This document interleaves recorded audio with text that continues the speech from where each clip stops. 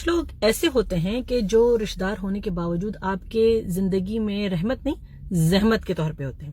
جب آپ کسی کو فون کریں اور وہ آپ سے کہیں او ہو بھائی آپ تو بھول ہی گئے, آپ کو تو میری یاد ہی نہیں آتی, خون سفید ہو گیا, یہ کس قسم کی گفتگو ہے؟ ہم بڑے ہیں, کسی ایسے رشتے میں ہیں جس میں ہم اپنے چھوٹوں کو, اپنے بھتیجے بھانجوں کو, اپنی بھتیجی بھانجیوں کو اپنے قریب لانے کی کوشش کریں, اور ہم اس طرح کے تانے تشنے کرتے ہیں. تو یوں جس کے پاس آلریڈی ٹائم نہیں ہے, آپ تو ان کو اور دور بھگا دیتے ہیں.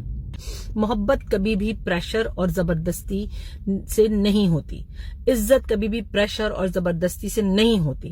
ٹھیک ہے, محبت اور عزت دونوں کا اصول یہ ہے کہ آپ دلوں میں گھر کرتے ہیں. سوچ کو پابند نہیں کیا جا سکتا ڈنڈے کے زور پہ. جیسے دیکھ رہے ہیں نا آج کل پاکستان میں پولیس جو کر رہی ہے, یہ جو ڈنڈا مافیا چل رہی ہے, جس کو چاہا جیلوں میں اٹھا کے ڈال دیا اور جو چاہا ان سے لکھوا دیا اور جو چاہے پریس کانفرنس کروا دی.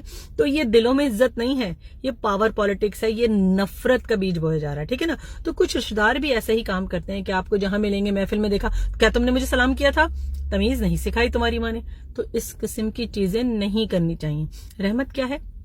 اچھے رشتہ دار جب آپ ان کو کال کرتے ہیں یا آپ ان کے ملتے ہیں کہیں پہ, تو آپ کو کس طرح جواب دیتے ہیں؟ ارے ماشاءاللہ بیٹا, بہت عرصے بعد تمہیں دیکھا, بہت اچھا لگا, اللہ تمہارے نصیب اچھے کرے.